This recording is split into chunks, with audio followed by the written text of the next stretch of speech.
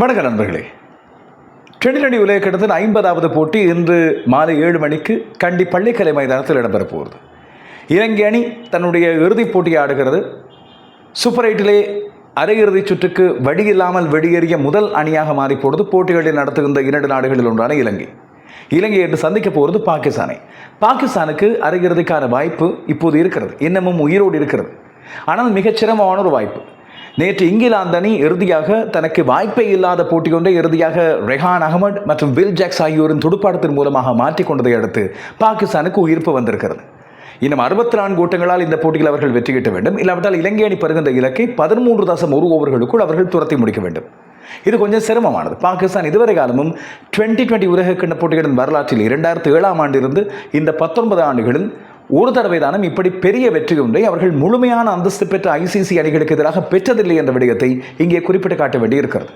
ஆனால் இலங்கை அணியை பொறுத்தவரையில் கடந்த 2 போட்டிகளிலும் இவர்கள் இப்படித்தான் படுமோசமாக தோற்றிருக்கிறார்கள்.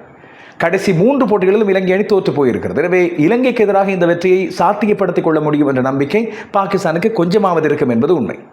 சல்மான் அலி அகாவின் தலைமையிலான பாகிஸ்தான் இன்று தசுன் சாணக்க தலைமையிலான இலங்கை அணியை சந்திக்கும் போது இந்த போட்டி கிட்டத்தட்ட டெட் ரப்பர் போல் ஆகிவிட்டது இலங்கை. ஆனால் இலங்கை ரசிகர்களுக்கு ஒரு மகிழ்ச்சியை கொடுப்பதற்காக, இல்லாவிட்டால் கோபத்தோடும் சோகத்தோடும் விரக்தியோடும் இருக்கின்ற இலங்கை கிரிக்கெட் ரசிகர்களுக்கு ஒரு சின்ன ஆறுதலை கொடுப்பதற்காக ஒரு வெற்றி ஒன்று தேவைப்படுகிறது.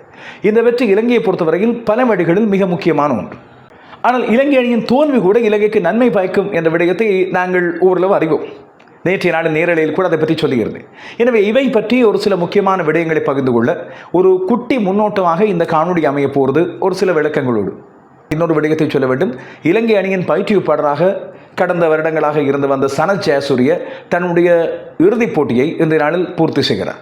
இந்த 2020 உலகக்கிண்ண போட்டிகள் ஆரம்பிக்க முதலே சனத் ஜெயசூரிய மீதான விமர்சனங்களும் அழுத்தமும் அதிகரித்த நிலையில் 2020 உலகக்கிண்ண போட்டிகளோடு தான் விடைபெறுவதாக சனத் ஜெயசூரிய அறிவித்திருந்தார். அந்த முடிவில் இனி மாற்றம் வராது. 60 போட்டிகளுக்கு மேலே இலங்கைக்கு பயிற்றுவிப்பாளராக இலங்கையை பொறுப்பு வகித்திருந்த சனத் ஜெயசூரிய இன்று விலகிக் கொள்ளப் போகிறார். எனவே அவரை வழி அனுப்பி வைப்பதற்காகவும் இந்த வெற்றி முக்கியப்படுகிறது. இன்றைய நாளில் பாகிஸ்தான் அணி தெரிவு செய்யப்படுமா, நாளை இடம்பெறுகின்ற போட்டி மூலமாக இந்திய அணி தெரிவு செய்யப்படுமா என்பதை இப்போது ஆசியாவின் கிரிக்கெட் ரசிகர்களின் அதிக சுவாரஸ்யமிக்க கேள்விகள் 2ஆக இருக்க போகின்றன. இந்தியாவும் பாகிஸ்தானும் மீண்டும் ஒரு தடவை சந்திக்கக்கூடிய வாய்ப்பு இன்று பாகிஸ்தானும் நாளை இந்தியாவும் தெரிவு செய்யப்பட்டால் இருக்கும். ஆனால் நிச்சயமாக அது அரையிறுதிப் போட்டிகளாக இருக்காது. இந்த 2 அணிகளும் தங்களுக்கு சவால் விடக்கூடிய அணிகளாக இருக்கின்ற 2 அணிகளை அரையிறுதிப் போட்டிகளில் கடந்து வந்தால் அவர்கள் இறுதிப் போட்டியில் சந்தித்துக் கொள்ளலாம். எனவேதான் இந்த போட்டிகள் மீது மிக பெரும் எதிர்பார்ப்பு இருக்கிறது. ஆனால் இந்த இறுதிப் போட்டி கனவை விட, அதுக்கு முதல் வரப்போகின்ற அரையிறுதி கனவை விட தங்கள் இறுதிப் போட்டிகளில், அதாவது இந்த 2ஆம் சுற்றின் இறுதிப் போட்டிகளில் தங்களது எதிரணிகளை வீழ்த்த வேண்டும் என்பதே 2 அணிகளுக்கும் இருக்கின்ற சவால். இந்தியாவுக்கு கூட நாளை பரவாயில்லை. நாளை கொல்கத்தாவில் இடம்பெறுகின்ற போட்டியில் இந்தியா மேற்கிந்திய தீவுகளை வென்றாலே போதும். ஆனால் பாகிஸ்தானுக்கு மிகப்பெரிய நிபந்தனை ஒன்று, இலங்கை அணியை வெற்றி கொள்ளவும் வேண்டும். தங்களது நெட் ரன் ரேட் மோசமாக இருக்கின்ற மறைப்படுமானத்தில் இருக்கின்ற நெட் ரன் ரேட்டை நியூசிலாந்துக்கு மேலே உயர்த்துவதற்காக 64 ஓட்டங்களால் வெல்ல வேண்டும். இல்லாவிட்டால் 13.1 ஓவர்களில் இலங்கை அணி இலக்கை துரத்த வேண்டும் என்றெல்லாம் அழுத்தம் பாகிஸ்தானுக்கு கொடுக்கப்பட்டிருக்கிறது. இலங்கை அணி அண்மைக்கால தோல்விகளை நாங்கள் எடுத்து பார்த்தால் இங்கிலாந்து அணிக்கு எதிராக 51 ஓட்டங்களால், அதுக்கு பிறகு நியூசிலாந்து அணிக்கு எதிராக 61 ஓட்டங்களால் இந்த 2 தோல்விகளும் பாகிஸ்தானுக்கு சின்னதல்ல, பெரிய நம்பிக்கை ஒன்றை கொடுத்திருக்கும். இந்த இலங்கை அணியை நாங்கள் இப்படி திட்டம் போட்டு வீழ்த்தலாம் என்று. அதுபோல் இன்னொரு விடயத்தை சொல்ல வேண்டும்.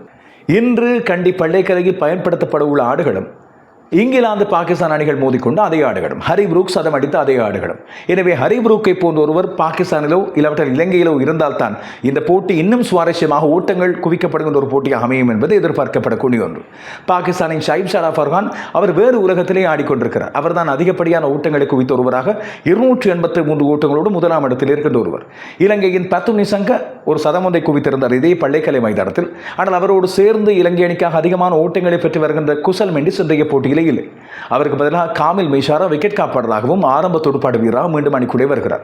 குசல் பெர்ரா ஒரு துடுப்பாட்டு வீரராகவும் புறக்கணிக்கப்பட்டிருக்கிறார், விக்கெட் காப்பாளராகவும் புறக்கணிக்கப்பட்டிருக்கிறார் என்பது குசல் பெர்ராவின் ரசிகர்களுக்கும் இலங்கை ரசிகர்களுக்கும் வருத்தம் தரக்கூடிய விடயம். இதுவே தொடரின் முன்னைய போட்டிகளாக இருந்தால் ரசிகர்கள் கொந்தடித்து கோபித்திருப்பார்கள். இப்போது என்னதான் நடக்கட்டுமே என்பது போல நம்ம இலங்கை ரசிகர்கள் வருத்தத்தோடு இருக்கின்றார்கள். காரணம், எத்தனையோ விடயங்கள் நடந்தாயிற்று. தசுன் சாணக்க ரசிகர்களை பார்த்து சொல்லியும் விட்டாயிற்று. அதுபோல இலங்கை அணி ஈடுபாட்டோடு ஆடுவதாகவும் இல்லை, உபாதையை மறுத்து கடந்த போட்டியில் ஆடியிருப்பதாக சொல்கின்றார்கள். ஏற்கனவே வாணிது ஹாசரங்க மதீஷ பத்திரன் 2 பேர் உபாதை குற்று போய்விட்டார்கள். இப்பொழுது குசல் மெண்டிசுமா என்று சொல்லி ரசிகர்கள் நடக்கட்டுமே என்று சொல்லி இருக்கின்றார்கள். ஆனாலும் இலங்கை அணி வெல்ல வேண்டும் என்ற ஆர்வத்தோடு இருக்கின்ற ரசிகர்களும் இருப்பது உண்மை. இன்றைய போட்டியில் பாகிஸ்தான் வெல்ல வேண்டும் என்று சொல்லி ஆசைப்படுகின்ற ரசிகர்கள் சொல்லுகின்ற சில காரணங்களை நாங்கள் அவதானிக்க வேண்டியிருக்கிறோம். முக்கியமாக ஒரு ஆசிய அணி உள்ளே வந்தால் நல்லா இருக்கும். இலங்கை தான் வரக்கூடிய வாய்ப்பில்லை. நாளை இந்தியா மேற்கிந்திய தீவுகளை வென்று எப்படியாவது வந்துவிடும். எனவே பாகிஸ்தானம் வந்தால் 2 ஆசிய அணிகள் பாகிஸ்தான் இந்தியா மோதல் இலங்கையில் இடம்பெறும்.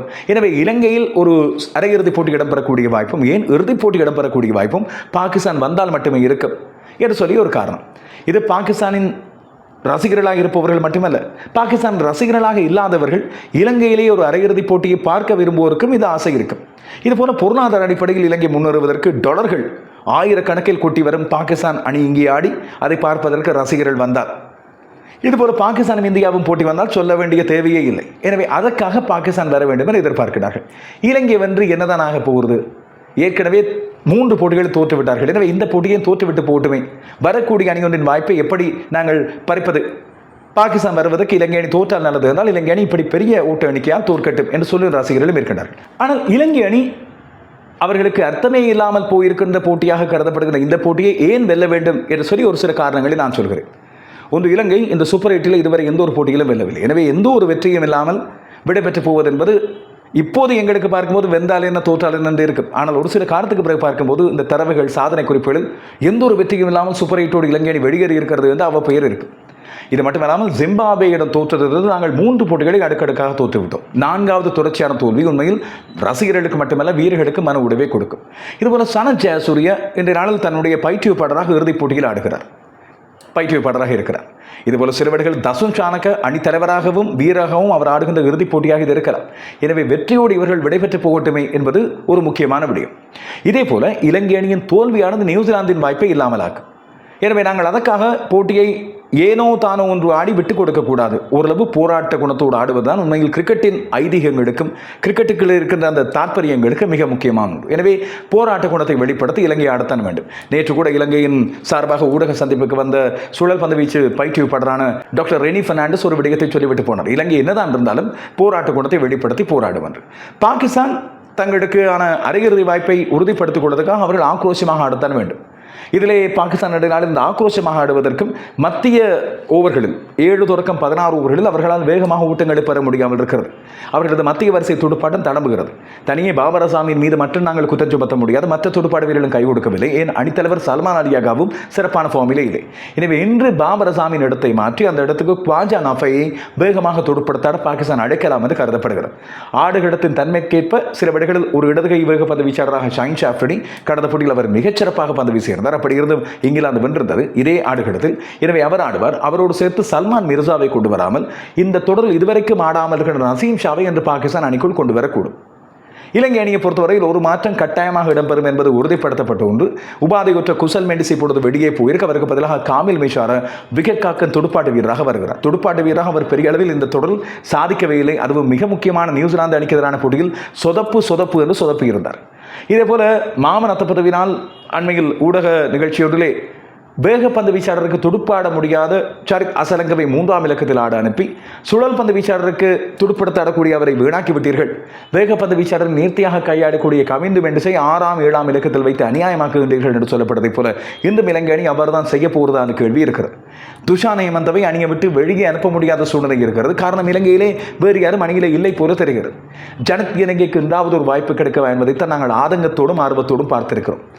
சரி, இலங்கை அணி மீது எக்கச்சக்கமான விமர்சனங்களை முன்வைத்து விட்டோம். பயங்கரமாக ரசிகர்கள் திட்டி தீர்த்து கேலி செய்து மிக மோசமாக திட்டி தீர்த்திருக்கிறார்கள். உடனடியாக டீச்சர் அடித்து விட்டான் என்பதை போல அரசாங்கத்திடம் முறைப்பாட்டை முன்வைத்திருக்கிறார் அணியின் தலைவர் தசுன் சாணக்க. இன்றாவது அவர்களுக்கு கொஞ்சமாவது இந்த ரோஷம் வந்து இன்று நாங்கள் ஒரு போட்டியை வென்று காட்டுகிறோம் என்று ஆக்ரோஷமாக ஆடுகிறார்களா? இல்லாவிட்டால் நம்ம ரசிகர்கள் ஒரு சிலர் நினைப்பதைப் போல பாகிஸ்தானுக்கு போட்டியை கொடுத்து விடலாம், எங்கள் சார்பாக ஒரு ஆசியாவின் பிரதிநிதியாக பாகிஸ்தான் போகட்டும் என்று யோசித்துக் கொண்டு இன்றும் ஆடப்போகிறார்களோ தெரியவில்லை. இலங்கையும் பாகிஸ்தானும் 2020 உலகக்கிண்ண போட்டிகளில் மிக நீண்ட காலத்துக்கு பிறகு இம்முறை சந்திக்கின்றார்கள் என்று 2012ஆம் ஆண்டு இறுதியாக இலங்கையிலே 2020 உலகக்கிண்ணம் இடம்பெற்ற வேளையில் அரையிறுதிப் போட்டியில் இலங்கையும் பாகிஸ்தானும் கொழும்பிலே மோதின. இதில் இலங்கை வெற்றி பெற்று இறுதிப் போட்டிக்கு சென்றது. அதற்கு பிறகு இப்போதுதான் முதல் தடவையாக இலங்கையும் பாகிஸ்தானும் அரையிறுதிப் போட்டிகள்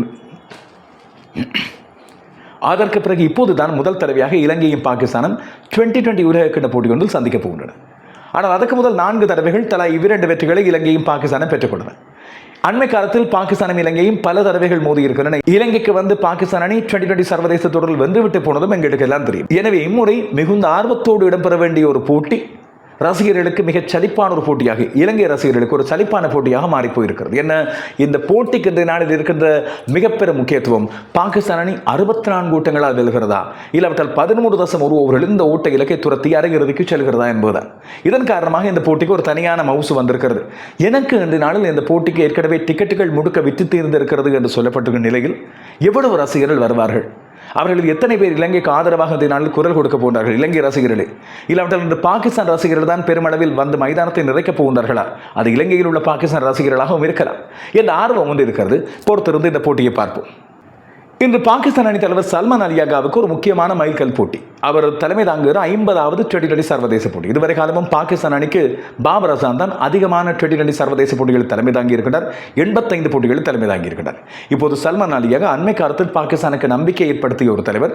அவர் இம்முறை தன்னுடைய தலைமைத்துவத்தினாலும் அதிர்ஷ்டத்தினாலும் அரையிறுதிக்கு அழைத்துச் செல்வாரா, அதிலே அவருடைய துடுப்பாட்ட பங்களிப்பும் இருக்குமா என்பதைத்தான் நாங்கள் ஆர்வத்தோடு பார்க்க வேண்டியிருக்கிறது.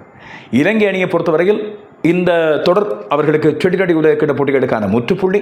அதற்கு பிறகு அடுத்த மாதம் மார்ச் மாதம் ஆப்கானிஸ்தான் அணிக்கு எதிரான வெள்ளைப்பந்து தொடர் ஒன்று இடம்பெறவிருக்கிறது ஐக்கிய அரபு அமீரகத்திலே. T20 சர்வதேச போட்டிகள் 3, ஒருநாள் சர்வதேச போட்டிகள் 3. அதற்கான அணித்தெரிவு ஒரு புதிய தெரிவு குழுவினாலோ இல்லாவிட்டால் புதிய முறையினால் இதே பழைய தெரிவு குழுவினாலோ மேற்கொள்ளப்பட்டால் இன்று ஆடுகின்ற வீரர்கள் எத்தனை பேர், இந்த T20 சர்வதேச உலகக்கிண்ண போட்டிகளின் குழாமில் இடம்பெற்ற வீரர்களில் எத்தனை பேர் அந்த அணியிலே அந்த குழாமில் இடம்பெறுவார்கள் என்பதை பார்ப்பதற்கும் இன்றைய போட்டியில் அவர்களுடைய பெறுவர்கள் அவசியப்படுகின்றன. எனக்கு இன்றைய இலங்கை அணி வெற்றிக்காக ஆட வேண்டுமாக இருந்தால் தங்களுடைய வழமையான அணியை ஈடுபடுத்தாமல் ஆடுகளத்தின் தன்மையை பார்த்து அதற்கேற்ற பொருத்தமான வீரர்களை ஈடுபடுத்த வேண்டும். கடந்த போட்டிகளில் சறுக்கி இருந்த ஒரு சில வீரர்களை மாற்றிக்கூட இன்று இலங்கை அணி ஆட வேண்டியது அவசியமாகிறது. காமில் மிஷாரவை விட இன்று குசல் பெர்ராவுக்கு ஒரு இறுதி வாய்ப்பை வழங்கி பார்க்கலாம் என்பதும் நான் யோசிக்கின்ற ஒரு விடயம். இதுபோல ஜனட்லி எனக்கே தொடர்ந்து புறக்கணிக்கப்பட்டு வருகிறார் என்று சொல்லப்படும் நிலையில் அவரது துடுப்பாட்டத்துக்கு ஒரு வாய்ப்பு ஒன்றை கொடுத்து பார்க்க வேண்டியதும், இது பாகிஸ்தான் இங்கிலாந்து அணிகள் மோதிய அதே ஆடுகளம் என்று வரும்போது துஷான் ஹேமந்தவின் பந்துவீச்சு ஏற்கனவே எடுபடாமல் போயிருப்பது இந்த ஆடுகளத்துக்கு பொருத்தம் இல்லாமல் இருந்தால் அந்த இடத்துல ஜனட்லி எனகையின் மிதவக பந்துவீச்சையோ இல்லாவிட்டால் கமிந்து வெண்டிஸுக்கு கடந்த சுழல் பந்துவீச்சுக்கு சாதகமான போட்டியிலேயே பந்து வீச வாய்ப்பு வழங்கப்படாத இடத்தில் இந்த நாளில் வாய்ப்பை வழங்கியோ பார்க்கலாம் இலங்கை அணி. இதைவிட முக்கியமாக சனத் ஜெயசூரிய இலங்கைக்கு 60 போட்டிகளின் பயிற்றுவிப்பாளராக இருந்த ஒருவர் இப்போது விடைபெறப் போகிறார். அவர் 3 விதமான ஃபார்மட்டிலும் இலங்கையின் பயிற்றுவிப்பாளராக இருந்து இப்பொழுது விடைபெறுகிறார். அடுத்த பயிற்றுவிப்பாளர் யார், அவரது நியமனம் தற்காலிகமானதா நிரந்தரமானதா, வெளிநாட்டிலிருந்து அழைக்கப்படுவாரா, இல்லாவிட்டால் உள்நாட்டில் பயிற்றுவிப்பாளராக இருந்த ஒருவர் இல்லாவிட்டால் மீண்டும் ஒருவர் கொண்டு வரப்படுவாரா, இப்படியான கேள்விகளுக்கு முதல் ஜெயசூரிய பயிற்றுவிப்பாளராக இருந்து இலங்கை அணிக்கு அவர் வழங்கிய பெறுபர்கள் இப்படியானவை என்று சொல்லி பார்க்கலாம். 10 டெஸ்ட் போட்டிகளில் அவர் பயிற்றுவிப்பாளராக இருந்த வேளையில் 5 போட்டிகளில் வெற்றி, 5 போட்டிகளில் தோல்வி. முக்கியமாக நியூசிலாந்து அணியை நாங்கள் 2-0 என்று வீழ்த்தியது மிக முக்கியமான ஒன்று. அதுபோல் ஓவல் மைதானத்தில் வைத்து இங்கிலாந்தை வந்ததை நாங்கள் இன்று வரை பெருமையோடு சொல்லிக்கொள்ளலாம். அதுக்கு பிறகுதான் ஜெயசூரியவின் இந்த பதவி நிரந்தரமானது என்பது நாங்கள் அறிந்தது. ஒருநாள் சர்வதேச போட்டிகளை பொறுத்தவரையில் ஜெயசூரிய வீழ்ந்து கிடந்த இலங்கை அணியை தரப்படுத்தலில் உயர்த்தியிருந்தார். உடைந்து சிதறியிருந்த இலங்கை அணியை ஏதோ ஒரு விதத்தில் கட்டுக்கோப்புக்குள் கொண்டு வந்தார் என்பது ஏற்றுக்கொள்ளக்கூடிய ஒன்று. 18 ஒருநாள் சர்வதேச போட்டிகளில் 12 போட்டிகளில் ஜெயசூரிய பயிற்றுவிப்பாளராக இருந்த வேளையில் வெற்றி, 5 போட்டிகள் தோற்று போனோம், ஒரு போட்டி வெற்றி தோல்வியற்ற முடிவில் அவற்றால் பெறுபர் இல்லாமல் போனது. இதில் முக்கியமாக இந்திய அணியை 27 ஆண்டுகளுக்கு பிறகு ஒரு நாள் தொடரில் வீழ்த்திய சம்பவமும் ஜெயசூரியவின் பயிற்சிப்பின் கீழே பதிவாகி இருந்தது. 2020 சர்வதேச போட்டிகள் தான் மிக மோசமான ஒரு ஃபார்மட்டாக இலங்கைக்கு அமைந்து போனது. சனத் ஜெயசூரிய தேர்வுக்குழுவின் தலைவரான பிரமோதே விக்ரமசிங்க தலைவர்களை மாற்றி அணியை மாற்றி எந்த ஒரு பயனும் இல்லாமல் போனது. இதிலே 32 போட்டிகளில் இலங்கை ஆடி அதிலே 12 போட்டிகளை மாத்திரம் வென்றது. 19 போட்டிகளில் தோற்று போனோம். நாங்கள் முக்கியமானது என்று சொல்லக்கூடியது இந்த முறை இடம்பெற்ற T20 உலகக்கிண்ணத்திலே ஆஸ்திரேலியாவை நாங்கள் வீழ்த்தியது. மற்றபடி படுமோசமாக தோற்று சூப்பரை சுற்றோடு இலங்கை அணி வெளியேறி இருப்பதும் இப்போதுதான் நடந்திருக்கிறது.